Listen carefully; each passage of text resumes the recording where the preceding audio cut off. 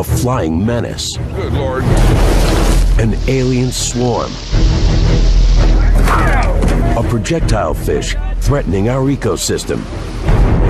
We have to stop it before they stop us. It may look harmless, but it's anything but. These fish are actually up in your face. This head, solid bone, that's what gets you hurt. These dangerous foreign species are determined to survive in a hostile takeover. And major American waterways may face total annihilation. There's no real barrier to stop the fish from here moving into Lake Michigan. For sportsmen, fishermen, and scientists, it's a race against time to stop an invasive destroyer on a rampage. Man versus explosive river crashers. Hooked. Asian carp invasion.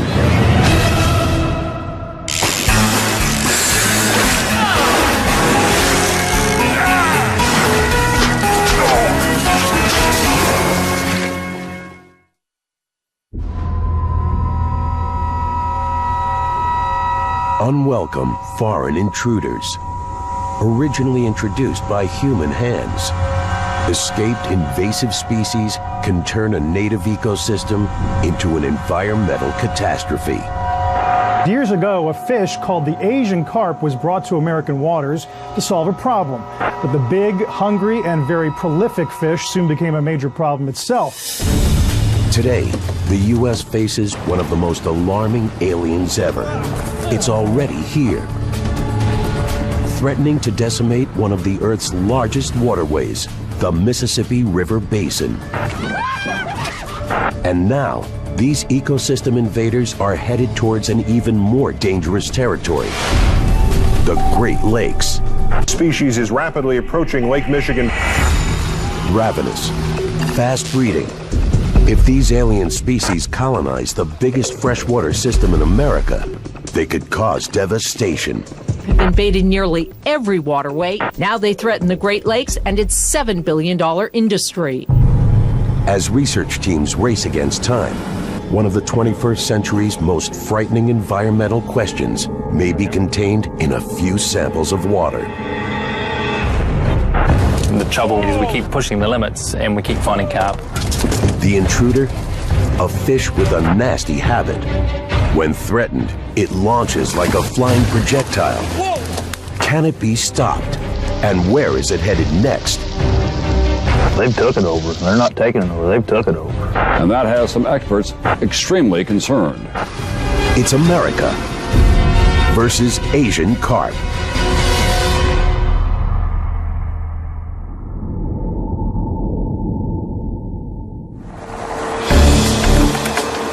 September 15th, 1999, 225 kilometers from the Great Lakes, Chillicothe, Illinois. Commercial fisherman Orion Briney heads out on the Illinois River. For over 15 years, Orion's worked these waterways. Expecting buffalo fish and catfish, he pulls up his net, usually brimming with fish. On this day, it's almost empty, but not quite. Orion spots two fish fighting hard against the net, with odd-looking eyes set low on their heads. What the heck is that? It's awful weird looking. Well, we caught the first one, we pulled it up, we thought we knew what we had. We thought it was like a big lake trout, or because sometimes your water gets real high, you can catch a weird fish or two of some kind. Eyes on the bottom of their head, a little bit of scales on them. Orion takes one of the mystery fish to a biologist. What do you think that is? Never seen nothing like it before in my life. One look, and the scientist knows Orion's catch all too well. Carp. It's carp? Asian carp. Asian carp. Sure ugly, aren't they? Oh, man. It's a big-head carp, an unwelcome menace more commonly known as Asian carp, and the first of what may be a thriving colony of ruthless aquatic terminators. Along with its sister species, the silver carp, Orion's big head is considered one of the most dangerous invasive creatures in America. The bad news travels fast. As soon as biologists learned that these species had escaped from aquaculture ponds and were showing up in the nets of fishermen. Red flags went up for every biologist. In Orion's river, the invading bighead carp is perfectly designed for a hostile takeover. Able to reach as long as 1.5 meters and weigh as much as 45 kilograms. In their native Asia, they're Darwinian superstars, easily adapting to most rivers, lakes, and ponds. And as they move into U.S. rivers and start aggressively feeding on plankton, they devour the food chain from the bottom up. But where in Asia, natural predators kept these carp in check, the United States has no river contenders up to the challenge. It's a formula for disaster. The Asian carp have a potential of devastating local fish populations because they're eating this food at the most basic level. It's suggested that they can eat anywhere from 40 to 80% of their body weight in a day. And it gets worse. In addition to a ravenous appetite, the Asian carp's breeding rates are in the stratosphere. While most fish spawn once a year, Asian carp can spawn up to 3 times a year, producing as many as 2 million eggs. Breeding and feeding faster than any other native fish in the river, the Asian carp obliterates the competition. The bighead and silver carp are a very scary threat because of their ability to invade an area so quickly. They will kick other fish, our native fish, out in a short amount of time. But how did they get here? The answer is chilling. Like many invasive species, these dangerous intruders were deliberately brought by human hands. 50 years ago, in the 1960s, Midwest commercial fish farmers and water treatment authorities were looking to solve a problem: algae overgrowth. Their solution? Import an Asian fish species known for devouring algae, the grass carp. Last summer, 1/3 of Robert Harrell's 70-acre lake was filled with water weeds. Harrell stocked the lake with carp, and his weed problems were practically solved in 2 months. You can tell they have really done quite well. I believe we put 350 in here, and in just a little time, it was all gone. It worked so well, a decade later, more catfish farmers fighting fishery overgrowth imported 2 other Asian carp species with the same taste for algae, the bighead and the silver carp. But what seemed like an ideal solution was an ecosystem ticking time bomb.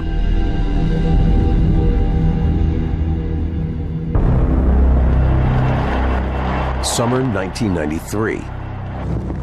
Torrential thunderstorms pound the American Midwest. 50,000 homes are damaged or destroyed. 1,000 levees fail. The end result is devastating, but there's an even more disastrous consequence. The normally disconnected rivers, lakes, and streams of the Mississippi River Basin flood together, forming one giant bathtub. To a then relatively obscure fish, it's the perfect escape. Captive carp find a path to freedom, riding floodwaters into open waterways, spawning fast and furious, swimming further into rivers and tributaries throughout the Midwest. Brought to America to suck up algae and then escaped and multiplied, earning the nickname river rabbits.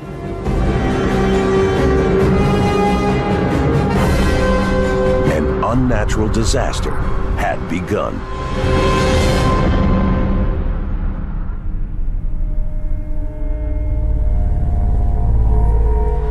Now, for the man who first found this terrifying alien species in his own backyard, the fish is freshwater public enemy #1. Soon after his first sighting, Orion watches an ecosystem under siege. The bighead are so much larger and stronger than native fish, none of the local fishermen have nets strong enough to hold the invaders. The first year or two, I just don't want to fish for them. You could come out here and literally see 40 acres of them. There'd be so many you couldn't even run the motor through them. You start running your motor through it, and there'd be red blood behind you. When we went out there, you know, he was tearing them nets up. It wasn't very long after most of your fishermen quit fishing. And there's more to this menace. With no natural predators in the Illinois River, the bighead multiply at astronomical rates, taking over and dominating the food chain. While alarmed Fish and Wildlife agencies try to strategize comprehensive solutions, they are big, ugly, and abundant. A nearby processing plant decides to harvest and sell Asian carp as food. In a desperate attempt to save his own livelihood, Orion modifies his gear to stand up to the aggressive invader. I had the first nets built, and I was the first one on them. Orion once harvested buffalo fish and catfish. Post-Asian carp invasion, the fish have all but disappeared. Orion's only solution? Change his business model. Make the alien species his catch. He recruits his stepson Jeremy and 13-year-old grandson Levi. Yet even with a team, Asian carp catching is challenging. You know, it's just completely different ball game. You got to hold more nets, you got to make bigger nets. July 9th, 2009, Chillicothe, Illinois. Orion and his two-boat crew head out to capture the invasive carp. We got fish already.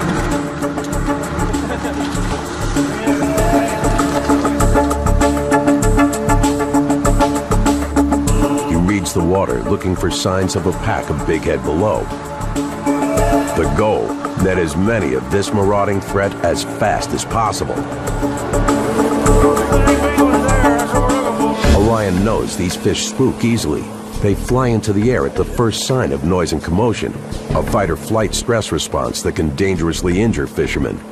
Skittish Asian carp scatter fast. Moving carefully, the boats will have to hit the right spot at the right moment. You got to be real aggressive when you see them. I mean, you can't sit here and talk and tell, you know. You got to get right with it, get around them, and get them shut off, or they're gone. You say, well, I thought there was a bunch of fish there. Well, there was. But so they beat you. Orion picks a spot in the middle of the river. That's where they're at right here. Get ready. The boats start dropping over 27,000 meters of net.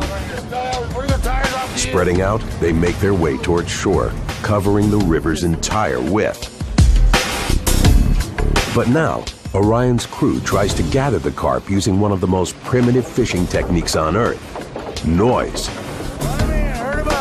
What the men are about to raise in their nets may be proof of a threat far greater than any fisherman's livelihood. An eco-disaster, a raging river invader breeding out of control.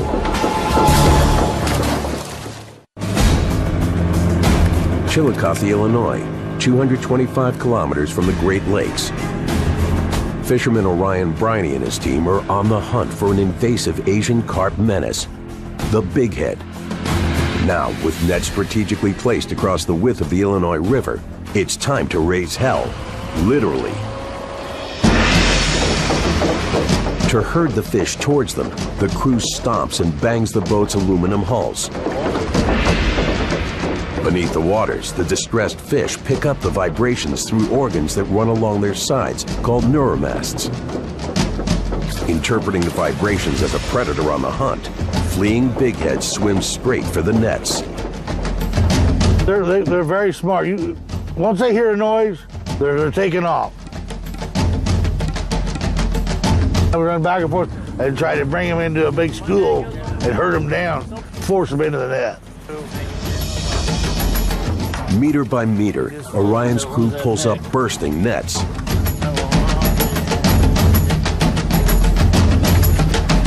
Now, to get the fish to market, it's a race against the sun's baking heat.